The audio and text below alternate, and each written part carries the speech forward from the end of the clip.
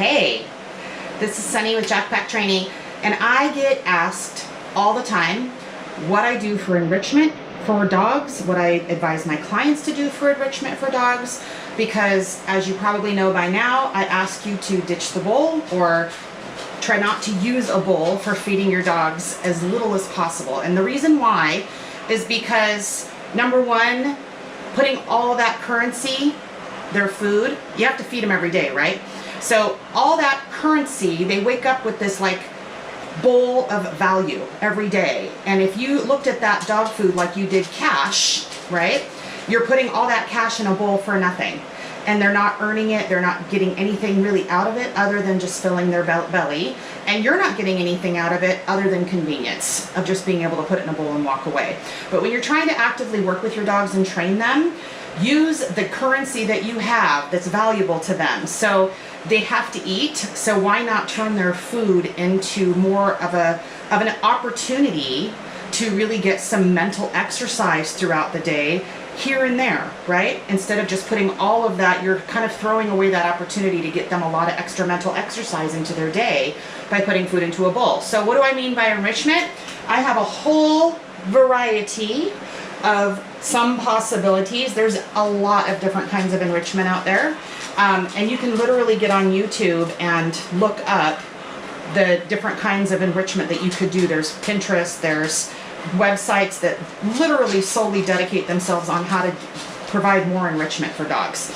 So if you think about it, when you go to maybe a restaurant that has really good food, great, you had a great meal, maybe you had great service, but then if you have an entertainment aspect to it, like a chef that's flipping knives, or a band, or some other form of, wow, it was a really great experience. It wasn't just good food, but it was a great experience. And when you provide enrichment for your dogs in different ways and add some variety into their lives, you're adding that experience. You're adding that enrichment that they can get through problem solving, through using their brains. And that's usually the part of the puzzle that's missing for a lot of my clients, is they know that their dogs need physical exercise, but they don't always know what and how to mentally exercise their dogs. And that is, my friends, equally important, if not even more important, than running your dog like crazy, because we've all heard, right, forever and ever, that a tired dog is a good dog. But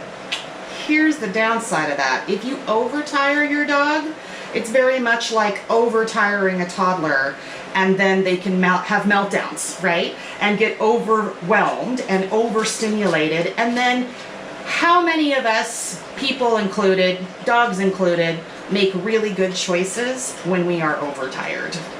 Most of us don't. Dogs very much so don't. So we don't want to shove more exercise into their day necessarily, if really what they probably need more of is the mental exercise and more problem solving. So let's get into the different things that I have here so that you can see. And this is just some of the stuff that I use, okay? I rotate it. I don't use the same thing every day. I like to provide variety. I have a variety of stuff, but I also rotate that stuff out. We don't play with the same puzzles every day, so that we can get the maximum out of the mental exercise that I want my dogs to have. So first of all, instead of using a food bowl to put their food into and putting it down on the floor in front of their face, I portion out my dogs' food. And my dogs mostly get kibble, but they also get a little bit of wet food, and sometimes they might get some fruits and vegetables as extra snacks, or when we play training games, or from extra enrichment. So I take each of my dogs' meals and I portion it out. Instead of pouring it into a bowl on the floor, I put it into a container. Each dog has their own, and I just label it with this is like Zoe's daily meal, and then this is my other dog Phoebe's daily meal. And then I use this throughout the day when I have a few minutes to play a couple training games, to capture good choices if they're just lying on a bed being lovely. Hi Zoe, are you trying to see what I'm doing? If they're just laying on a bed being lovely, or they're laying down on the floor while we're eating, but they're not looking at the table, not paying attention, things like that, I will capture those good choices and literally draw from their containers and put a little bit in front of them for doing nothing. Because the more I can capture the good choices, the more good choices they make. Okay? Dogs repeat what gets rewarded. So we want to try to reframe our brain around capturing the good stuff, catch them doing something right, so that we can then reward those choices, and then we'll start seeing more of them. Okay? So I use their kibble for that quite a bit. We play boundary games a lot with their kibble. Also, any other training games that we're working on, we tend to play with their kibble. I also sometimes, if I'm outside especially, I might put some of their kibble and something a little higher value in there with it. This is just dehydrated or freeze-dried beef liver. I personally like to get the Stewart beef liver because I can get it by the bucket on Amazon or at pet stores too, but I don't know if they have the bigger ones at pet stores. But I like to get this because it literally is just a bucket full of dehydrated freeze-dried liver. It's one protein, which I love. I can break it up. It comes in chunks. I can break it up into smaller chunks, and that way I've got something that's not perishable on me. I save the higher value treat stuff for like something that's truly challenging. Like if we're outside and I can tell my dogs are seeing something or hearing something that might bother them, that may be when I break out the better stuff. But when we're outside and there's not a huge distraction level, I use their kibble just like I would inside to play training games or to capture them doing something right. So there's that. I put that in my pocket a lot and hold on to that. These are lick mats. They're just silicone. They're dishwasher safe, which is great, but they're just little silicone mats. One of the main things that a dog will do to soothe themselves or calm themselves is licking. The other ones are chewing and sniffing. Those three are really, really big for self-soothing for a dog. So any kind of activities that I can provide, those self-soothing activities to be an option for them, I want to do that because I'm going to just promote more calmness in my house. So these have, these particular ones today have just some of a little bit of wet food and some of their vitamins or supplements. I use, and this is just me, there's lots of them out there, I undo all of my packets and put them all in a container because I just like to store it this way, but it's a supplement called AO-Canine, and it's called Calm. And it's all natural, bunch of different supplements all put together in a powder form. I get it from Absolute Dogs in the UK. I have a link to get a discount. So if you're interested in trying out AO-Canine Calm, I love it for my dogs.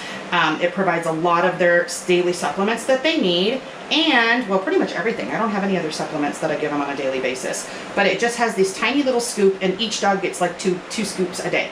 So I mix that powder in with a little bit of like a high quality wet food, just like a tablespoon.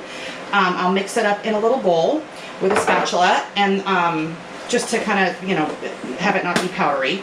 So I'll mix that up, and then I put that on the end. I can put it in a lick mat, smear it into a lick mat like I did here, or I have some pre-made Kongs that I have in my freezer, and I have Kongs in my freezer all the time. So these are their Kongs, and I put them in a little, like a refrigerator drawer, and I put these in my freezer, and that way I don't have to worry about my freezer getting all yucky and dog food on it. But I have these, we make these every couple of weeks or so. I have several Kongs because I don't want to be making Kongs all the time.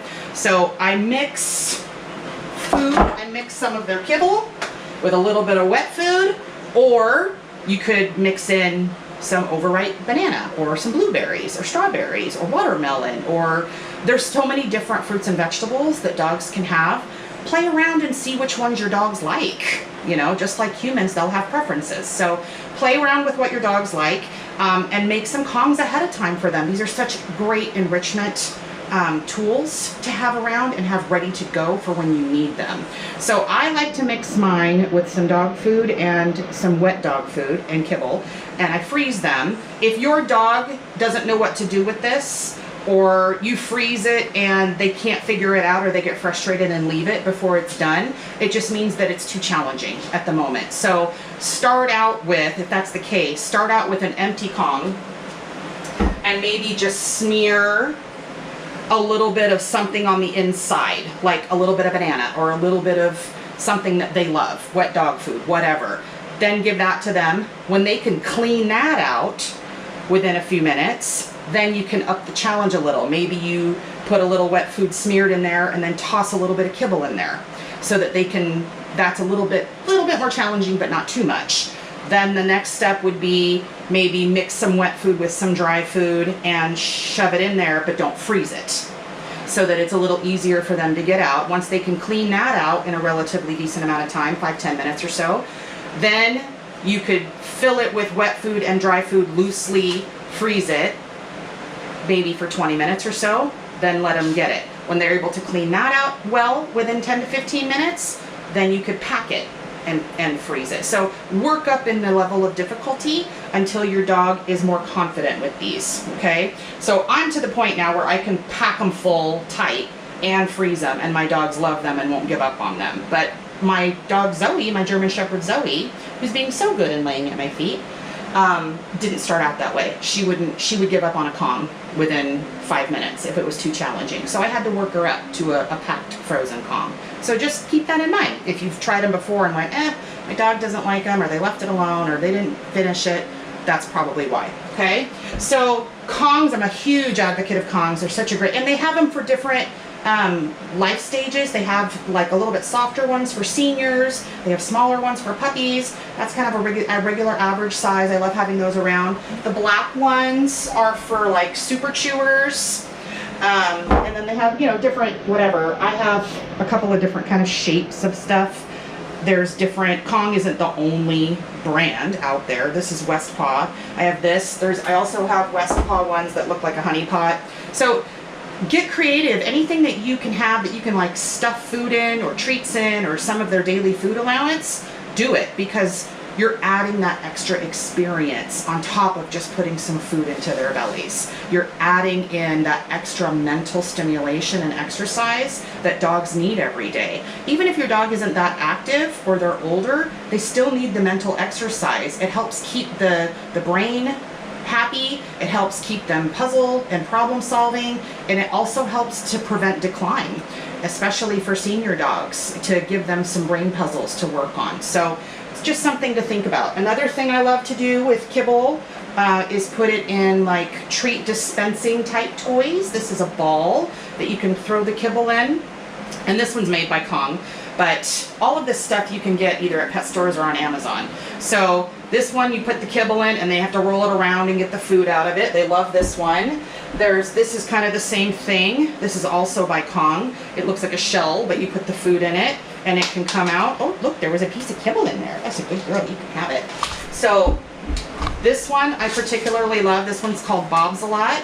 It comes in large, which is this size, and it also has a smaller one. I get these on Amazon. They have a little window so you can make it easy or challenging. I like to make it really easy in the beginning. Open it all the way. Make sure it's kibble or food that can come out fairly easily. So my dog's kibble is this size. I use Wellness brand kibble, but they look like little kind of triangular pieces, but they'll fit in and out of here pretty easily. So my dogs love these. So you open up the top and you put the kibble in there, and then you close that, put this back on, close it, and then they have to knock it around and slap it and get the food out of it. And when they get it really, really easily, then you can close this window just a little bit and make it a little more challenging. So, but the same thing with the Kongs, make it easy in the beginning so that they can learn how to play the game without giving up.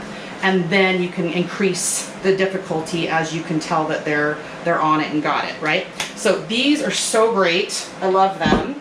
I also really love like I said, any kind of dispensing toys that they can lick and get food out of. These have little prongs in here so that you can I'll shove apple in here, or anything, any kind of fruit or veggie or something that my dogs love, I'll put in here, and they have to work it out. Or even if you just want to give them a few treats from a treat pouch or a treat bag, I never, ever, ever give my dogs treats for nothing. Never, ever. They always have to problem solve to get it, or do something I've asked them to do to get it, like play a game with me, or I ask for a down or a sit or a something. But if you always just ask your dogs to sit for a treat, then they're never gonna, you're not expanding their horizons and providing more enrichment and more stimulating activity for them. So get creative, you know, use what you have, and or maybe invest in a few little of these kind of things if you can. You can also use a muffin tin and put some food in there and then cover it with tennis balls and they have to find them. You can play hide and seek, where you can work on a sit stay or a down stay with your dog and then go around the corner and hide a couple pieces of food and then release them to it. We do that a lot, or with if you have kids in the house or another person in the house too, you can always work on, or even if you're by yourself and your dog has a sit stay down, you can work on hide and seek, have them do a sit stay or a down stay, go into another room, call them. When they find you, yay, and they get a little bit of their daily allowance. Or if your child or your significant other or roommate or whatever wants to go hide and they come find them and they get food. So I always too have little containers around my house that the dogs cannot get to, and they always have covers on them too, just little Tupperware containers or whatnot. But they always have a little bit of their food and a little bit of the higher value stuff in there too, so that I always have food at the ready to capture good choices that my dogs make, because you never know when those opportunities are going to come up, right? I have my lick mats kind of ready to go with their supplements and their wet food in them. I have, you may or may not have seen these before. You can get these at the store or Amazon too. You can put treats in here, shove treats in here if you want, or they also have pre-made edible little end things that go in them. And these would go in the end of this thing.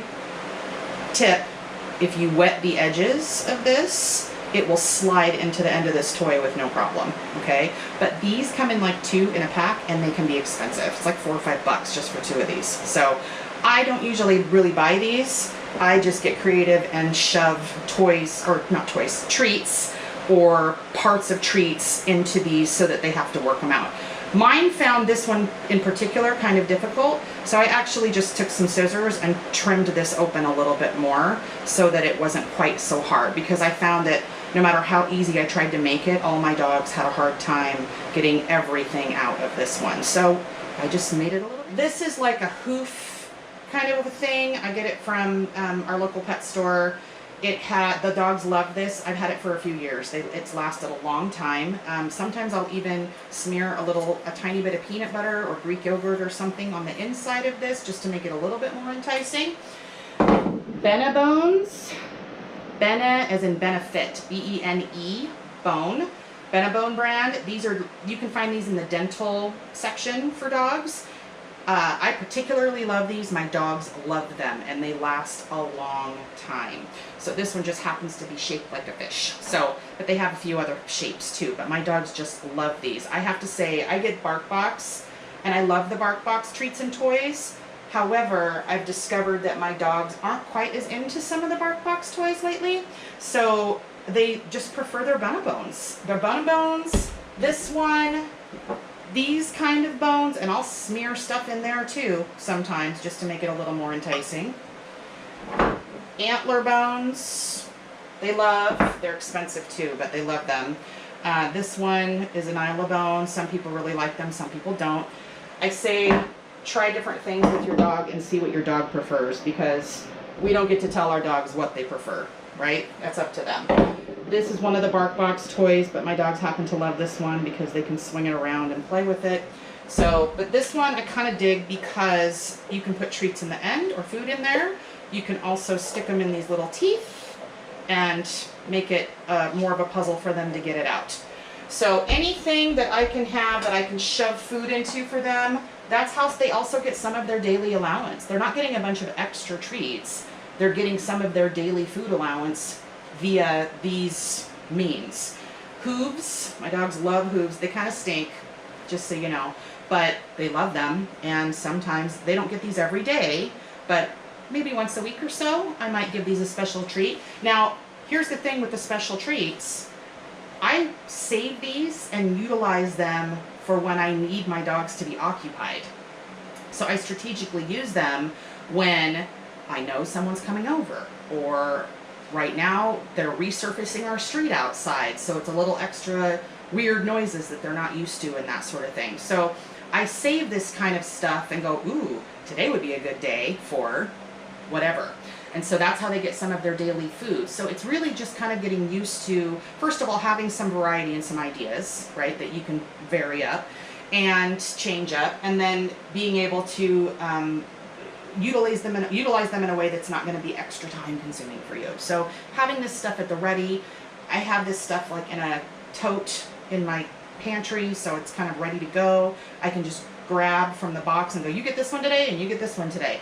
So, and that they stay at higher value because I don't leave them down for them to play with. When they're done and they've cleaned it out, it gets picked up and put away, and then they get a different one next time. Okay, so keeping things kind of hard to get and not readily available is one of the ways that you keep treats and toys and chews and all this stuff at a higher value to them.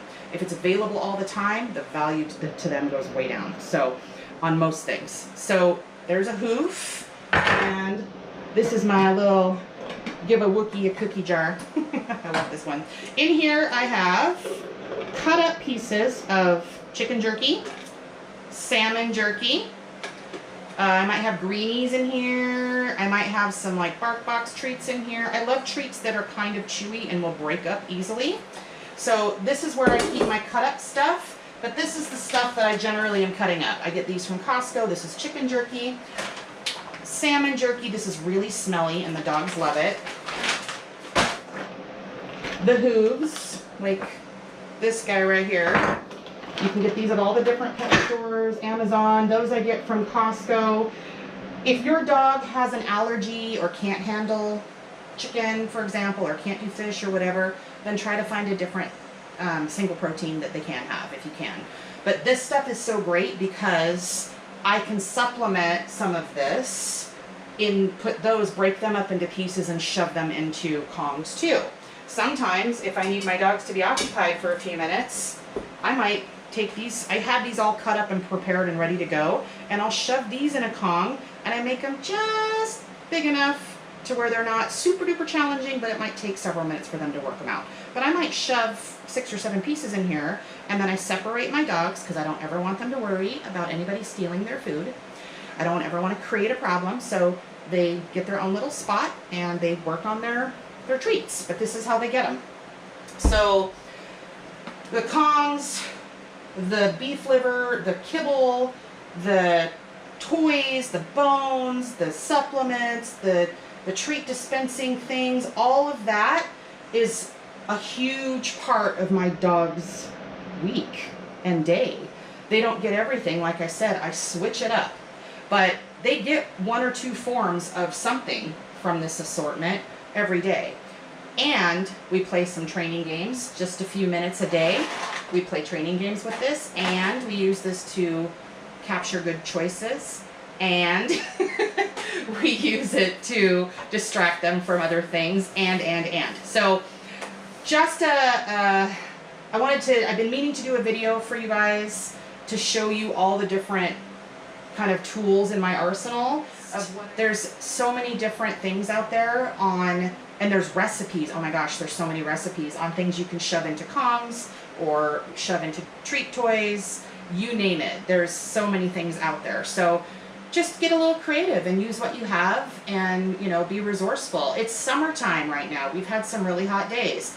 Take a bowl, put some water in it, throw in some of your dog's favorite fruit and veggies or a few treats, freeze it, and then on a hot day, pop that out of the bowl and let them hit it around and have a good time with it, and have to get the treasure out of the inside. So you can also smear a little bit of peanut butter or Greek yogurt or wet dog food on the inside of an egg carton or a cereal box, and throw a handful of kibble in there too so it kind of sticks. Close it up or put a piece of tape over it and let them outside, maybe just shred it and find the treats on the inside. So many different things you can do. So I hope that helps, and I'm sorry if the video was long, but I really wanted to cover a lot of stuff today. So hi Zoe. She says, can I have one of those please? You have all the things out. All the things, I know. So thank you for watching, and we'll talk soon.